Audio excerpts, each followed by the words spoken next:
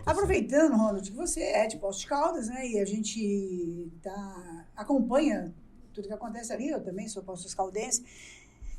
De dezembro para cá, nós tivemos alguns problemas ali de muros que realmente desabaram ali. Essas obras em questão, por conta de tudo isso que você está falando? Muito disso e, infelizmente, muito também de sistemas de contenções projetados e executados de forma equivocada. Você está tratando bem de uma situação rotineira, infelizmente, em Poços de Caldas, em algumas regiões, principalmente na época chuvosa, começo de ano, janeiro, dezembro, onde nós temos rupturas dos chamados muros de arrimo, né? Os muros de arrimo também estão muito associados a essa questão de escavações. E o muro de arrimo é uma estrutura em que a gente não pode, como nenhuma estrutura, obviamente, mas o muro de arrimo ele não aceita desaforo. Uma coisa a menos que eu faça é acidente na certa que vai acontecer.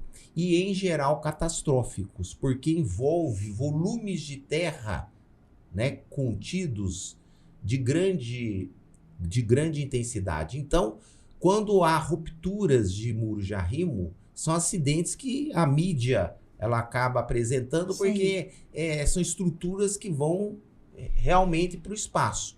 E isso se deve a quê? A práticas equivocadas, muitas vezes aquela famosa copia-cole, né? Quer dizer, um faz daquele jeito e acha que tudo, cada solo é de um jeito, cada situação é de um jeito. Não se coloca o que a gente chama de drenagem. Na chuva eu preciso do quê? Fazer com que a água flua de forma livre. E se eu não faço isso, por que os muros de arrimo rompem na chuva? Porque a partir do momento em que a água começa a infiltrar, ela gera um esforço chamado empuxo muito grande e a estrutura ela não consegue resistir a isso. Fica durante o ano todo aquilo ali parado, chega na época de chuva, aquilo cai. É a época onde a gente tem a maior solicitação e, consequentemente, o maior risco. E nós tivemos, Ronald, esse final do ano passado, nós tivemos um acúmulo de água muito grande, que o clima também mudou demais. Né? A água que choveu não sei quantos milímetros naquela semana, que era para chover o mês inteiro. Isso daí também numa obra que não foi feita como devidamente, né, projetada, ela vai acarretar nesse problema aí também. Exatamente. É aquela situação em que nós temos uma intensidade pluviométrica muito grande, né? Um volume de água num período muito curto. Quer dizer, não dá tempo nem da água infiltrar e drenar. Então, aquele acúmulo de água de forma abrupta, ela é um mecanismo de causador de ruptura também acentuado.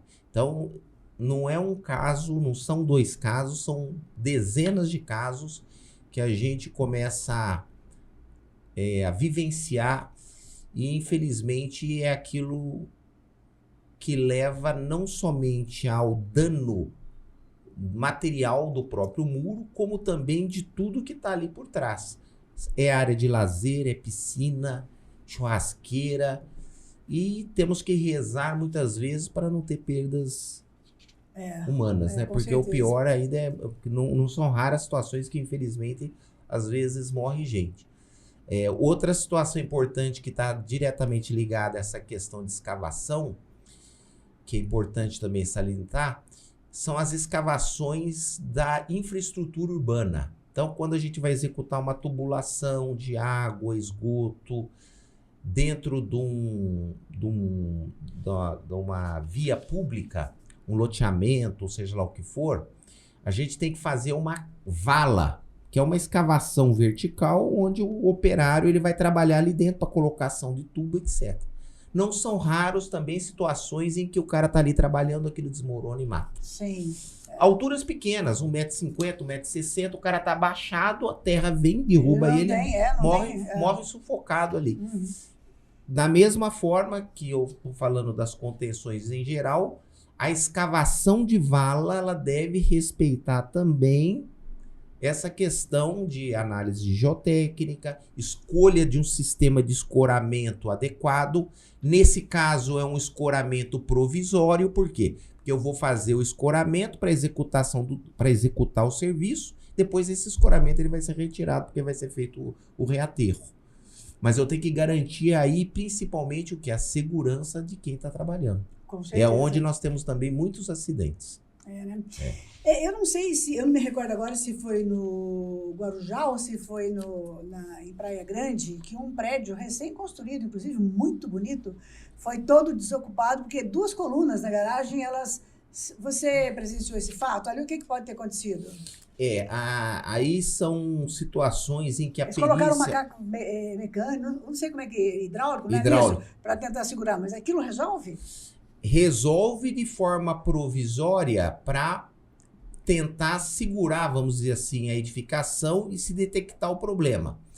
Se é um problema estrutural, né, um elemento estrutural, que é o caso muitas vezes de pilares rompidos, eu consigo refazer esse pilar, né, executar novas linhas de pilares para salvar a estrutura propriamente dita. Quando o problema é de fundação, então vamos supor que agora essa ruptura, essa ruína, esse desaprumo do edifício se deveu a um deslocamento da fundação lá no solo. Aí já é mais complicado. Nós tivemos casos já em Santos, né, de reaprumo do edifícios que sofreram recalque ao longo do tempo. Esses edifícios foram reforçados, a fundação foi refeita e, paralelamente a isso, a edificação ela foi renivelada com macacos hidráulicos. É como a Torre de Pisa, que inclinou, só que lá o objetivo não era voltar na vertical para não perder o ponto turístico, sim, né? Sim. É o edifício que ficou inclinado, o elevador não funciona, problemas de fechar janela, etc. E aquilo vai evoluindo e chega uma hora que tende a tombar mesmo. Então, eles salvaram esses edifícios, né? Um em 2011, outro em 2021. Então, são técnicas que a engenharia civil tem para reaprumar, reforçar e recolocar a edificação em uso, mas a um custo elevadíssimo, sim, né? Com certeza. Eu me lembro bem, eu conheço um engenheiro que trabalhou no projeto de reforço desse edifício, para uma ordem de grandeza de valores, pessoal.